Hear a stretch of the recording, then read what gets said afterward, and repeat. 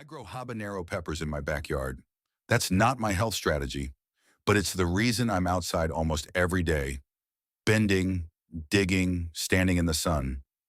Movement that never called itself exercise. The internet wants you to believe that before you can take your health seriously, you need a glucose monitor, a cold plunge, and a shelf full of supplements. You don't. You need a baseline that holds. Biohacking, stripped of the price tags, is just this. Learn how your biology works, then make consistent choices that support it. You are not separate from your biology. You are your biology. The way you sleep, move, hydrate, eat, and handle stress either supports everything you're building or quietly undermines it. The version that moves the needle isn't exotic. It's boring. Decades of research behind it, almost no cost, and most people still aren't doing it. So I'm not handing you 47 things, I'm handing you 6. The smallest set of habits that delivers 80% of the benefits for 20% of the effort. Habit 1 is sleep, and it multiplies the other 5. Sleep isn't rest, it's repair. I learned that the uncomfortable way. I tried getting up at 4 in the morning. The mornings were good. The underslept afternoons weren't. So I moved it to 5, and 5 held. You can't optimize the morning without paying for the night before it. The protocol is plain. 7 to 9 hours as a target, not a ceiling. Same sleep and wake times, weekends included. Consistency governs the quality of your sleep, not just the amount. Cool room, dark room. Cut caffeine after noon. Stay off screens in the hour before bed because that light suppresses melatonin exactly when your body should be making it. And 5 minutes of wind down so your nervous system knows the day is over. Habit 2 is hydration, the fastest fix most people skip. Thirst is a lagging indicator. By the time you feel it, you're already behind. Mild dehydration shows up as fatigue, poor focus, and irritability, which is why it never gets the blame. Drink water before coffee. Aim for half your body weight in ounces across the day and keep the water where you can see it. That's not a discipline fix. It's a design fix. Habit 3 is movement, and I mean function, not fitness. I used to run several times a week. Not anymore. I run once a week now and walk 2 or 3 times instead because walking works just as good with less impact on my joints. I kept the one run because I still enjoy it. That's not falling off, that's adjusting a habit so it survives.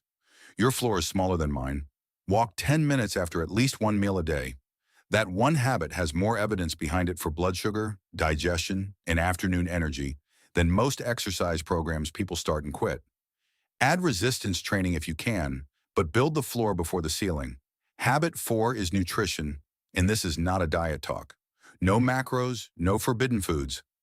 Eat whole foods 80% of the time and don't catastrophize the other 20. Perfection is the enemy of consistency. Eating well most of the time beats a perfect diet you quit by Wednesday. One addition from neuroscientist Andrew Huberman. Delay your caffeine 60 to 90 minutes after waking. Cortisol, your own morning alerting hormone, peaks in the first 30 to 60 minutes. And stacking caffeine on top of that does less for you than waiting until the curve drops. Habit 5 is stress regulation. Chronic stress degrades your health, clouds your thinking, and makes every financial decision worse. The intervention people overlook is the simplest one: breathing.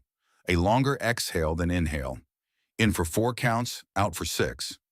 2 or 3 minutes between tasks or before a hard conversation shifts your nervous system in a way no supplement matches. The run does that for me, not because running is magic, but because it's built into my week, so it happens whether or not I feel like it. Pick one thing that fits your real schedule. Walking counts, and journal when the week gets heavy. It lowers what you carry into the evening.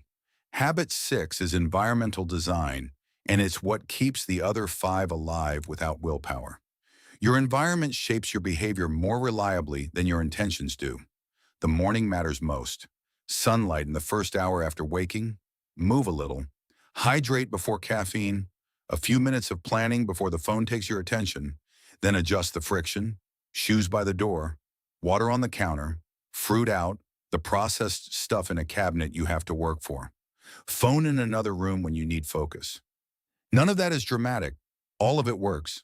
Once those 6 are running, not perfectly but consistently, there's an optional layer, 30 to 60 seconds of cold water at the end of a shower, a sauna if you have access, a short supplement list, vitamin D if you're not getting sun, magnesium for sleep and stress, omega-3s for inflammation.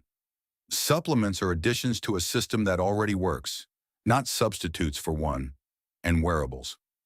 Some honesty here. I closed the rings on my Apple Watch every single day for a full year. I hit the goal, then I dropped off completely.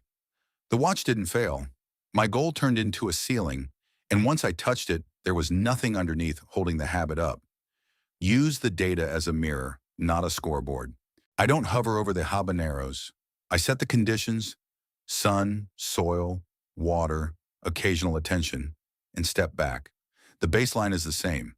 Sleep, hydration, movement, nutrition, stress regulation, environment. 6 habits. Do them consistently, and when one slips for a week, come back. The system picks up where you left off. This isn't an optimization project. It's a foundation project. Your body isn't the goal. Your life is. The free first chapter is at the unrestrictedlife.com/chapter. Subscribe if you want one of these every Monday. Next Monday, the power of knowing yourself, the most underrated skill in building any kind of freedom. I'll see you then.